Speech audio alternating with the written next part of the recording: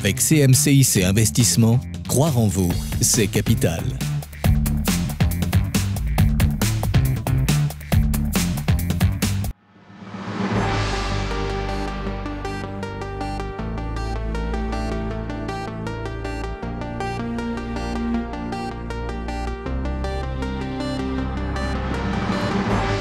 Bonjour et merci d'être fidèle au rendez-vous. Depuis 6 ans, elle est à la tête du deuxième producteur d'électricité en France et du premier producteur français d'électricité d'origine 100% renouvelable. Une entreprise lyonnaise impliquée dans la transition énergétique et à la gouvernance publique-privée originale.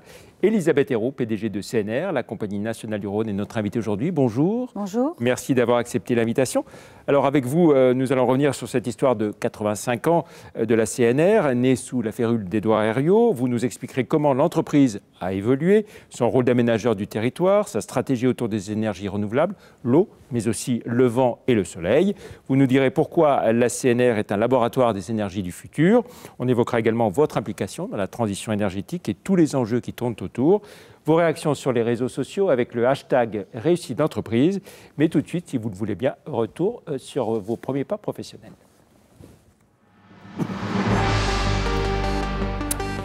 Elisabeth Ayrault, vous êtes née en Alsace, vous avez grandi en Alsace et puis ensuite vous avez fait des études du côté de Montpellier, c'est bien ça? C'est bien ça.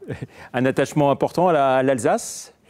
Mon père est champenois, je ne vais pas lui faire peur en disant que oui, j'ai un attachement particulier à l'Alsace parce que j'y passais toutes mes vacances. Mes grands-parents étaient viticulteurs et c'était pour moi des très jolies vacances. Voilà, vous parlez de l'alsacien? Oui, je parlais l'alsacien, je le comprends encore bien. Alors, les études à Montpellier, des études d'architecte, qu'est-ce qui vous attire sur ces études? J'ai voulu très tôt faire des études d'architecte. Ce qui m'attire, c'est peut-être ce que je fais aujourd'hui, c'est de construire. Alors, études d'architecture, mais vous avez aussi fait l'IAE, l'Institut d'administration des entreprises, un DEA de géographie urbaine, et puis un diplôme à l'Institut économique méditerranéen, oui, pour compléter tout ça. Oui, c'était de vouloir compléter en fait le côté construction avec l'aménagement des territoires, déjà. Déjà, dans vos gènes. Et alors, pour commencer, vous allez créer une agence d'architecture à Perpignan, dans les Pyrénées-Orientales. Oui, cette année, de très belles années de ma vie, oui. Pourquoi J'ai suivi mon mari à Perpignan, voilà. Voilà, et vous avez créé votre agence, donc. Hein. J'ai créé mon agence, j'y ai travaillé pendant 7 ans, puis mon mari bougeait, donc j'ai été obligée de m'arrêter. Vous avez mené des projets immobiliers donc, aux côtés des élus, déjà. On va y revenir, bien sûr, avec le CNR. Notamment la première ZAC, une zone d'aménagement concerté, sans expropriation, à Sainte-Marie-la-Mer, c'est dans les Pyrénées-Orientales. Oui, c'est un sujet intéressant. C'était un phénomène de cabanisation. Il y avait 400 constructions sans permis de construire en bord de mer. Les premières réactions de l'État, c'était de dire qu'il fallait qu'on fasse une analyse pour les démolir. Et puis en fait, en étudiant sur le terrain, j'ai proposé qu'on régularise au contraire ces constructions parce qu'il y avait un tissu social, je dirais, particulier, des gens qui s'étaient implantés là, qui n'avaient pas beaucoup de revenus et qui étaient en bord de mer et qui étaient un petit peu oubliés entre les grandes stations. Il y avait un côté très différent, un peu familial, un peu sympa. Et l'État a suivi en disant simplement qu'il ne voulait pas qu'il y ait un denier public investi dans cette opération. Et donc on a réussi à convaincre les 400 propriétaires d'investir. Donc c'était sans expropriation effectivement, pour payer en fait ce qu'ils n'avaient pas, c'est-à-dire toute la viabilité. Viabilité au sens réseau d'eau usée, route, éclairage public. Et on a régularisé ces 400 constructions sans permis. Voilà, et puis ensuite, vous allez intégrer en 1987 SAE, Duez Immobilier, comme ingénieur d'affaires? Oui, j'ai commencé après cette belle expérience dans les Pyrénées-Orientales, je suis allée plutôt vers la promotion immobilière, où j'ai passé aussi quelques années dans ce métier, qui était finalement déjà un petit peu différent de ce pourquoi, je dirais, j'avais fait mes études. Et voilà, donc la promotion immobilière, plus chef d'orchestre que lorsque j'ai été architecte urbaniste. Et ça vous plaisait d'être chef d'orchestre, hein? Oui. Oui, ce qui me plaisait, c'était de voir l'opération de construction de façon plus large que simplement l'architecture ou l'urbanisme. Dans toutes ces dimensions, voilà. Oui. Voilà, dans toutes ces dimensions, puisque un promoteur immobilier, il a affaire à des gens très différents. C'est pour ça que j'aime bien l'expression chef d'orchestre. Hein. Je ne savais pas faire tous les métiers que je pilotais, mais finalement, je pilotais tous ces métiers. Et l'architecte est l'un des métiers de la promotion immobilière. Alors après du immobilier Elio, société Elio, vous allez rester une bonne dizaine d'années dans l'efficacité énergétique. J'ai envie de dire, il est déjà question d'énergie, d'environnement. Oui, je suis arrivée chez Elio au moment de l'ouverture des marchés de l'électricité. Elio est une entreprise qui gère en fait l'énergie pour le compte de ses clients. Et donc je suis arrivée au moment où il y a eu une rupture, puisqu'en fait avant on avait des tarifs réguliers. Et puis on arrivait sur un marché où les industriels commençaient à pouvoir s'approvisionner librement sur le marché et cherchaient des entreprises comme Elio pour fournir un service plutôt qu'une juste l'énergie. Voilà. Et puis ensuite, vous passez chez Cita, dans les déchets, filiale de Suez Environnement, notamment comme directrice générale déléguée de 2009 à 2013. Environnement, développement durable, ça se précise, j'ai envie de dire. Oui, les déchets, j'en pourrais en parler très longuement parce que les déchets, ça a été une vraie passion pour moi. Ça paraît bizarre de dire ça parce que je ne pensais pas que les déchets pouvaient provoquer, je dirais, une telle fascination. On n'en a pas conscience, le déchet est une richesse et nous allons effectivement vers la nécessité de gérer mieux cette richesse. Et donc, j'ai passé 5 années, un peu comme chez Elio, au moment où on commençait à vraiment se poser des questions et où on parlait plus de tri que d'enfouissement, on parlait de prix de la matière, voilà. Et donc, j'ai toujours aimé m'intéresser au monde qui bouge. Et puis en 2013, vous arrivez donc à la tête de la CNR, à la suite d'Yves de Gaulle. C'est une surprise ou un souhait de votre part ? Les deux. C'est une surprise parce que j'étais dans le monde des déchets et sincèrement, je me régalais et je ne me voyais pas bouger. Et puis en fait une grande satisfaction parce que la CNR que j'ai découverte est une entreprise extraordinaire et donc me voir proposer cela comme en fait c'est une nomination qui passe par un certain nombre de processus de validation, j'étais assez fière d'arriver au bout de ce processus. Voilà, et puis vous arrivez au moment des 80 ans de la CNR, alors on va en profiter pour faire un retour sur l'histoire de la CNR créée par Édouard Herriot. Édouard Herriot et Léon Perrier, qui était député de l'Isère. Donc il y a eu 2 hommes qui ont créé. Oui. C'est intéressant d'ailleurs de parler de cela, parce qu'en fait, on a vraiment d'un côté un homme politique, homme d'État, plusieurs fois ministre, enfin, il a été maire de Lyon pendant 47 ans, enfin, c'était un homme assez extraordinaire. Et puis Léon Perrier, député de l'Isère, qui est vraiment le sachant, en fait, à ses côtés. Et le tandem fonctionne bien. Ils s'intéressent tous les deux au Rhône. Ils passent quelques années à regarder comment mieux gérer ce fleuve. Donc l'idée, c'est de gérer le fleuve Rhône, les barrages. D'abord par la navigation. Non, d'abord par la navigation. C'est par la navigation qu'ils sont rentrés. C'est comment peut-on permettre une navigation plus fluide sur le Rhône, puisque c'était un fleuve dangereux. Et puis petit à petit, la navigation est arrivée avec l'irrigation. Et puis ensuite, la source de financement de tout cela, ce sont les barrages hydroélectriques. Voilà. Alors et donc, création de la CNR en 1933 et signature du contrat de concession de la CNR en 1934, avec le premier ouvrage qui est construit, qui est le port Édouard Herriot, le port de Lyon. Et on voit bien que c'était d'abord la fonction navigation qui intéressait ces 2 hommes. Voilà, alors on a des travaux, vous avez évoqué donc le port Édouard Herriot, des collectivités locales actionnaires. Il y en a encore 183 aujourd'hui qui sont actionnaires. Vous ne trouverez pas d'actions CNR sur le marché. Elles y sont, elles y restent. Voilà, sauf celle qui a vendu à un moment donné la Chambre de commerce et d'industrie, le département. Ça, c'est un peu différent. C'est une reconfiguration. C'est une reconfiguration du capital. Mais je veux quand même préciser que Édouard Herriot et Léon Perrier avaient déjà considéré que le capital devait être détenu à 50% par des collectivités et du public et 50% par des entreprises privées. Donc en fait, après, au fil du temps, parce qu'il y a une histoire longue, au fil du temps, la CNR est passée plutôt côté public. Et en 2003, il y a eu une reconfiguration du capital. Effectivement, certaines collectivités ont vendu, EDF a vendu aussi sa participation dans CNR. Je dis juste que lorsque cela s'est passé, personne ne misait un copex sur la CNR. Donc, quand on dit aujourd'hui que certains ont vendu peut-être trop bas prix, on fait le mauvais choix, il y en a beaucoup qui trouvaient que c'était un très bon choix à cette époque-là. C'est facile de réécrire l'histoire. Voilà. Alors, être patron de la CNR, j'ai envie de dire, c'est un poste très, très politique. On sait que d'anciens ministres, des élus ont été présidents, Paul Granet et d'autres. Vous avez conscience que oui, c'est un poste très politique. Vous le vivez tous les jours? Oui, même si si vous n'êtes pas du sérail politique. Non, pas du tout. Mais oui, moi, je suis vraiment du sérail industriel. Mais non, je crois que c'était très politique. La CNR est différente depuis quelques années et le monde a changé. C'est peut le dire. Et je pense que c'est un poste plus industriel que politique aujourd'hui, ce qui ne veut pas dire qu'il n'y ait pas une composante politique, puisqu'en fait on a beaucoup d'élus à notre capitale, on dépend de notre autorité de tutelle qui est donc à la fois la partie énergie et transport, et on a des actionnaires à Paris, la Caisse des dépôts, voilà. Donc oui, il y a une composante politique, mais je ne dirais pas que c'est un poste politique, c'est un poste de direction d'entreprise, avec les sujets qui se posent aux patrons d'entreprise en général. Et puis cette composante plus publique qui effectivement rend le poste un peu plus politique, un poste d'industriel classique. Alors CNR, on va dire trois grandes missions, la navigation, l'irrigation, l'hydroélectricité. Donc on produit de l'hydroélectricité avec le fleuve Rhône que vous gérez de façon intégrée. Oui, on gère le fleuve Rhône de la frontière suisse à la Méditerranée, avec ces 3 missions qui ont été définies dès le départ, dès l'origine.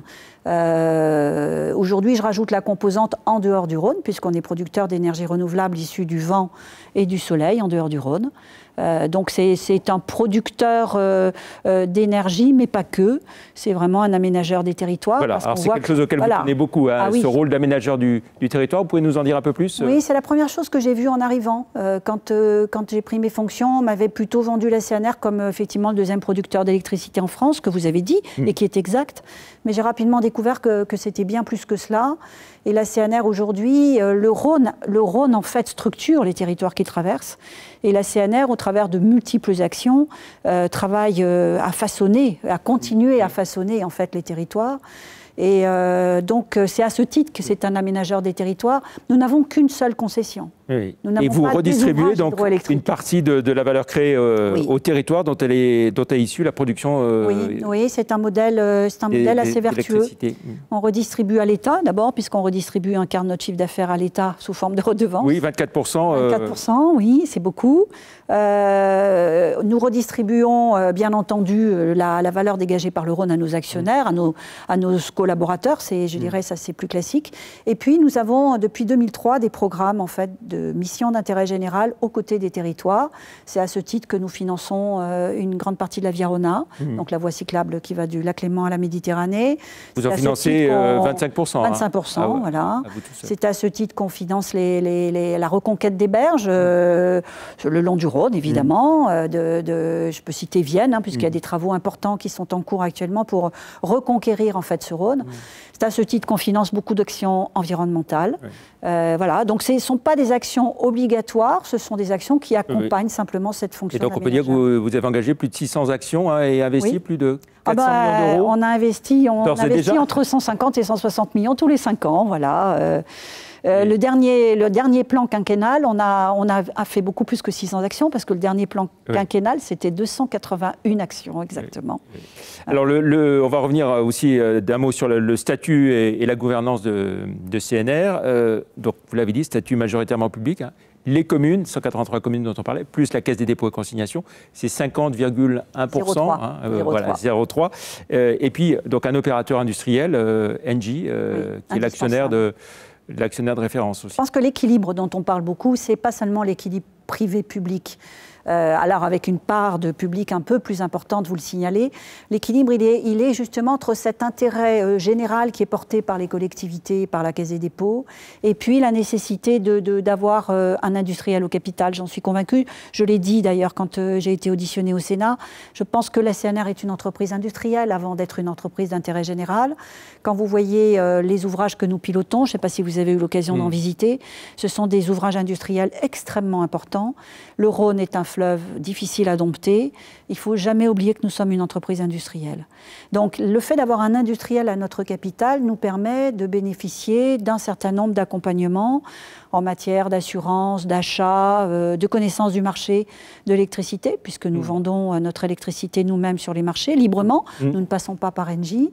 Et donc c'est important pour nous d'avoir cet industriel au capital. Au même titre, c'est important d'avoir les collectivités et la Caisse. Donc, ce mélange d'intérêt général, donc c'est les 24% que vous évoquiez, que vous reversez, qui sont prélevés directement par l'État. Et malgré tout ça, donc, une entreprise industrielle, vous êtes bénéficiaire, une rentabilité nette de l'ordre de quoi, 6% en 2017 Ça dépend des années, voilà. tellement, si vous saviez.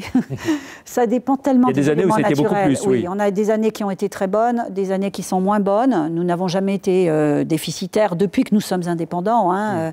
Mais voilà, on peut gagner peu d'argent, comme on peut en gagner beaucoup plus. C'est vraiment le ciel, la neige, le vent, le soleil. Alors, avec l'ouverture du marché de l'électricité, vous êtes devenu le deuxième producteur français d'électricité et le premier producteur d'origine 100% renouvelable, je le disais. Oui. C'est une grande fierté pour vous? Oui, et en même temps, je trouve que, vous savez que nous ne pesons que 3%. Alors, nous sommes deuxième avec 3%. Nous sommes petits quand même par rapport à l'opérateur dominant qui est EDF. En chiffre d'affaires, c'est un peu plus de 1,2 milliard. La production elle-même, puisqu'en fait, on vend notre énergie. Donc, on a un chiffre d'affaires apparent de 1,4 milliard.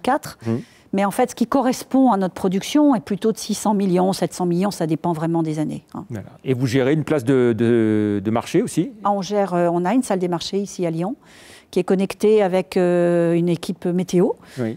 Puisqu'en fait, comme on vend notre énergie sur la profondeur du marché, c'est-à-dire à 3 ans, eh bien, il faut qu'en permanence, on ajuste. Et c'est pour ça qu'on a, dans notre chiffre d'affaires, une part d'achat et de revente nécessaire, puisqu'on délivre l'énergie qu'on a vendue. Voilà. Et puis alors, clairement, donc, votre stratégie s'oriente vers les énergies renouvelables. Hein. L'eau, le vent et le soleil, c'est déjà bien avancé, mais il y a encore des objectifs beaucoup plus ambitieux pour l'avenir? Oui, oui, bien sûr. Et parce que je crois qu'il faut qu'on soit un acteur important de la transition énergétique. On en a les moyens. On a la chance que 2 hommes, finalement, au début du siècle dernier, aient imaginé ce que nous sommes aujourd'hui. Hein. Et déjà à l'époque, je veux dire, c'était osé d'aménager le Rhône et de produire une énergie à partir du Rhône.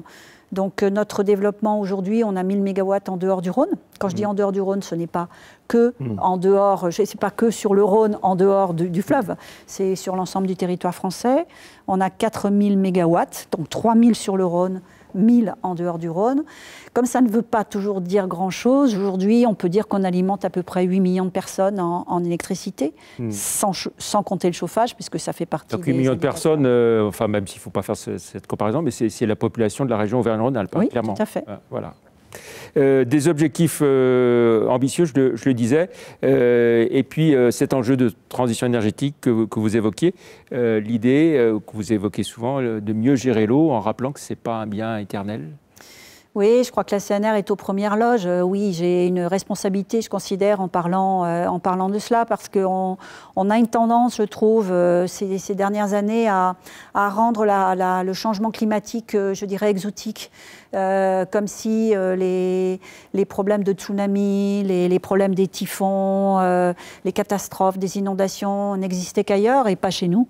Et moi, je suis là pour témoigner en disant que nous avons effectivement sur le Rhône, tous les jours, nous le voyons, nous avons une modification en fait de notre débit sur le Rhône. Donc un débit qui baisse, clairement. Alors qui baisse, il baisse très légèrement. C'est pas ça qui est préoccupant, c'est qu'il est devenu de plus en plus incertain, voilà, avec et de plus en plus, avec beaucoup de crues. Je peux donner 2 exemples. On a eu 16 mois de sécheresse consécutive et puis 3 crues qui sont arrivées soudainement. Ça, c'était en 2017. Et puis, quand on regarde l'année 2018, elle est globalement une année où on fait notre moyenne de 14 et quelques térawattheures. Mais en fait, elle est en deux paliers, notre allée. Les 6 premiers mois, ce sont, je dirais, c'est la production la plus importante de ces 10 dernières années.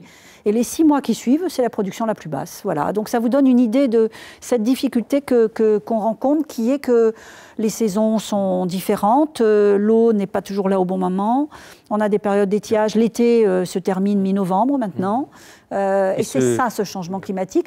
Et vous rajoutez à cela que certaines années, il n'y a vraiment plus d'eau. Voilà, et puis la fonte des glaciers, vous le mesurez, vous le voyez clairement?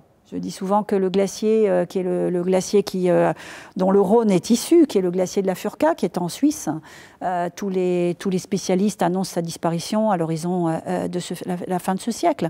Alors on m'a posé la question, ce n'est pas important pour le Rhône, parce que ce glacier, évidemment, c'est la naissance, donc c'est les gouttes du Rhône, mais c'est symbolique, parce que ça veut dire que les autres glaciers disparaissent aussi, et le Rhône est alimenté aussi par ces glaciers, et donc on vit un peu à crédit sur le dos de nos successeurs. Et puis vous tenez beaucoup aussi à renforcer vos liens avec le monde agricole dans toutes les actions que vous engagez. Alors parce que d'une part, c'est une de nos missions, hein, c'était conçu comme ça au départ avec Édouard Herriot et Léon Perrier. On a fait les prises d'eau, mais aujourd'hui, on voit bien qu'on va être amené dans les années qui viennent à mieux gérer en fait cette eau qui va devenir plus rare à certains moments, voire plus rare définitivement. Personne n'est vraiment capable encore de le dire. Et il va donc falloir qu'on apprenne à gérer les usages. Et parmi ces usages, mais vous avez les prélèvements d'eau potable, bien sûr, mais vous avez aussi les prélèvements du monde agricole. Et donc CNR a une véritable responsabilité en matière d'accompagnement du monde agricole pour qu'on apprenne, je dirais, à gérer cette eau qui devient rare pour que le monde agricole continue à nous nourrir. Parce que l'objectif, ce n'est pas d'arrêter de donner de l'eau au monde agricole, loin de là, parce que je rappelle que nous avons besoin de l'agriculture pour vivre. Et puis vous faites des recherches importantes sur de nouveaux outils de production d'énergie renouvelable, hein, oui. Tout ce qui est stockage et hydrogène vert, mais aussi nouveaux photovoltaïques, et puis tout ce qui est mobilité durable et alternative. Oui, je crois là aussi que du fait que nous sommes un leader en matière de production d'énergie renouvelable, nous devons gérer l'intermittence de ces énergies. Le Rhône coule plutôt tout le temps, mais quand on est sur les énergies issues du vent et du soleil, on voit bien qu'on a besoin, je dirais, de travailler sur la façon de les stocker pour les délivrer au bon moment. Je me situe du côté du producteur en disant cela, parce qu'en fait, ça ne se passe pas que du côté du producteur, ça se passe aussi du côté du consommateur, hein. Donc en fait, ce sont des courbes qui doivent se croiser à un moment, et délivrer la bonne énergie au bon moment passe par notamment le stockage, donc l'hydrogène, les batteries, mais pas que. Ça passe aussi par un mix énergétique qui permet en fait de jongler entre toutes ces énergies. Et donc CNR s'est positionné sur le marché de l'agrégation. Donc nous gérons de l'énergie pour le compte d'autres producteurs. Et plus nous avons une assiette large d'énergie, et plus nous pouvons gérer au mieux cette énergie. Voilà. Ce qui fait que vous aimez à dire que vous êtes un laboratoire des énergies du futur. Oui, oui, je veux qu'on le soit parce que je pense que nous avons la taille idéale pour être agile. Je veux qu'on le soit parce que je pense que nous avons une responsabilité. Je veux qu'on le soit parce que je pense que nous avons des compétences au sein de CNR exceptionnelles, que beaucoup nous reconnaissent. Et je veux qu'on le soit parce que les énergies de demain, que nous produirons dans 20, 30 ans, ne seront pas produites comme nous les produisons aujourd'hui. J'étais hier au CEA, qui est un de nos très gros partenaires. Je suis assez impressionnée par tout ce qu'ils m'ont montré en matière à la fois de stockage, mais de nouveaux photovoltaïques. Et nous avons d'ailleurs une expérimentation que nous menons avec eux sur du photovoltaïque vertical. Vous voyez, c'est assez contre-intuitif. Et du photovoltaïque vertical et linéaire sur nos digues, de façon à ce qu'on puisse produire de l'énergie d'une façon différente que celle qu'on utilise aujourd'hui, des champs photovoltaïques qui prennent de la place et qui, à terme, vont arriver à des conflits d'usage. Et puis il y a aussi les hydroliennes fluviales également. Les hydroliennes fluviales, le photovoltaïque flottant, il y a beaucoup. Et vous parlez aussi de conforter l'activité à l'international de CNR, hein. Alors dans la partie, tout ce qui est ingénierie, bien sûr. Dans la partie ingénierie, oui, CNR travaille depuis de nombreuses années en ingénierie, donc c'est pas nouveau, mais nous l'avons maintenu. Nous sommes sur des niches. Nous sommes considérés comme des spécialistes de la navigation. Vous savez que nous avons été la seule entreprise française à contribuer au triplement des écluses de Panama, CNR, basée à Lyon. Mais nous sommes donc plutôt considérés comme des spécialistes de la navigation, du transport de sédiments, etc., et de la gestion d'un fleuve en cascade, puisque nous avons 19 ouvrages le long du Rhône, et que nous savons gérer tous ces ouvrages les uns avec les autres en les optimisant. Et donc, ça nous amène à intervenir partout sur la planète. Il y a beaucoup à faire pour développer le transport fluvial aussi. Oui, ça, il y a beaucoup à faire, c'est le moins qu'on puisse dire. Oui. Je pense que pour ce matin avoir pris l'autoroute, oui, je pense qu'il y a encore beaucoup à faire. Le Rhône est vide et l'autoroute est encombrée. Donc voilà. Ce qui est dommage, c'est que nous avons un fleuve qui est très bien équipé. Les écluses ont été construites par nos prédécesseurs. On a 14 écluses à grand gabarit sur le Rhône qui pourraient accueillir 5 fois plus de tonnage que ce que nous n'accueillons sans 1 euro d'investissement. Un mot sur le renouvellement, enfin la prolongation du contrat de concession. Nous rentrons dans l'année de la concertation. Il y a une concertation qui a été lancée par la Commission nationale du débat public qui va se tenir entre le 15 avril et le 15 juin. Ensuite, il y aura la consultation de l'autorité environnementale. Donc nous arrivons à la fin du processus quand même. Allez, pour finir, le sujet qui dérange, la question qui fâche. Elisabeth Ayrault. On est à l'occasion du prochain renouvellement du PDG d'EDF. Le gouvernement, fort de votre succès à la CNR, vous propose de devenir président d'EDF avec pour mission de pousser les feux sur le développement de l'éolien, du photovoltaïque, tout en fermant des centrales nucléaires. Est-ce que vous acceptez la mission ? D'abord, Jean-Bernard Lévy vient d'être reconduit, donc ma réponse est forcément très différente. Je pense qu'il faut un homme de sa stature pour conduire EDF. Votre question est étrange. Qu'est-ce qui m'intéresserait ? J'oublie, d'accord, que EDF a un patron et très bien conduit. Ça serait la transition énergétique. Oui. Je pense qu'en fait, ce qui m'intéresserait, c'est de transformer cette entreprise industrielle exceptionnelle en une entreprise au service en fait, de la transition énergétique. Je pense qu'on ne peut pas se passer du nucléaire dans les décennies qui viennent. Nous avons pris beaucoup de retard en matière d'énergie renouvelable, trop. Et il faut mettre les bouchées doubles. Mais mettre les bouchées doubles ne veut pas dire qu'on peut se passer du nucléaire. Donc, dans votre question, c'est nucléaire et énergie renouvelable. Ma vraie interrogation, c'est que pour qu'il y ait des énergies renouvelables, il faut qu'il y ait moins de nucléaire. Et donc, il faut accélérer moins de nucléaire. Allez, on finit avec le questionnaire de Proust. Quelques questions très personnelles. Si vous n'aviez pas été entrepreneur, quel métier auriez-vous aimé faire ? J'aurais aimé être ébéniste ou j'aurais aimé être restaurateur d'œuvres d'art. Les valeurs auxquelles vous croyez ? L'engagement, la fidélité. Oui, l'engagement et la fidélité. Un chef d'entreprise qui vous a marqué ? Plutôt les patrons de petites entreprises. Les grands patrons me marquent, bien entendu, mais je ne pourrais pas en citer un parmi d'autres. Par contre, j'ai une admiration profonde pour les patrons des petites entreprises, profondes, qui sont ignorés. Votre principale qualité et votre principal défaut ? On me dit toujours que je suis trop exigeante. Alors, est-ce une qualité ou un défaut ? Je pense que c'est les deux. Principale qualité, l'enthousiasme. Je pense que j'en ai besoin. Et donc, défaut, exigence, oui. Est-ce que vous avez une devise, Elisabeth Ayrault ? Non, je n'ai pas de devise. Et un message à un jeune créateur qui se lancera dans la création d'entreprise ? Oser. Il faut oser se projeter. Merci beaucoup, Elisabeth Ayrault. On était très heureux de vous avoir donc, dans Réussite d'entreprise. Prochain rendez-vous, ce sera le vendredi 19 avril à 19h. Nous accueillerons Valérie Poinceau, directrice générale de Boiron. Merci, au revoir.